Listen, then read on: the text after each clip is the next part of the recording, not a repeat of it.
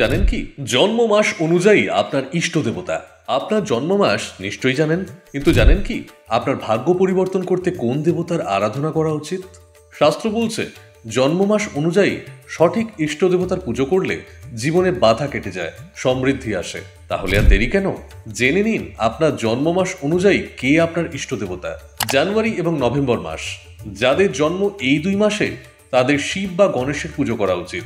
মহাদেবের কৃপা পেলে জীবনের সমস্ত বাধা দূর হয়ে যায়। ফেব্রুয়ারি মাস, এই মাসে জন্ম হলে ওম নমঃ শিবায় মন্ত্র পাঠ করুন এবং ভগবান শিবের আরাধনা করুন, এতে জীবনের সুখ ও সমৃদ্ধি আসতে সময় লাগবে না। মার্চ এবং ডিসেম্বর মাস, আপনার জন্ম বেশি গরম বা প্রচন্ড ঠান্ডার সময়ে, তাহলে জেনে রাখুন ভগবান বিষ্ণুই আপনার ইষ্টদেব। নিয়মিত তার পুজো করলে জীবনে উন্নতি নিশ্চিত। এপ্রিল, সেপ্টেম্বর এবং অক্টোবর মাস, এই 3 মাসে জন্ম হলে গণেশ ঠাকুরের আরাধনা অত্যন্ত শুভ, এতে জীবনের সমস্ত বাধা দূর হয়ে যায়। মে এবং জুন মাস, এই 2 মাসে জন্ম হলে মা দুর্গা বা তার যে কোনো অবতারের পুজো করুন, এতে শক্তি ও সাফল্য নিশ্চিত। জুলাই ও আগস্ট মাস, এই মাসে জাতকরা ভগবান বিষ্ণু এবং গণেশের পুজো করলে জীবনে সাফল্য ও শান্তি লাভ করেন। আপনার জন্ম মাস কি এবং আপনি কি আগে থেকেই এই দেবতার পূজা করেন? কমেন্টে জানান।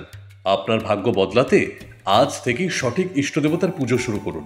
নিয়মিত পূজা এবং নাম জপ করলে জীবনের বাধা কাটিয়ে সফল হওয়া সহজ হবে।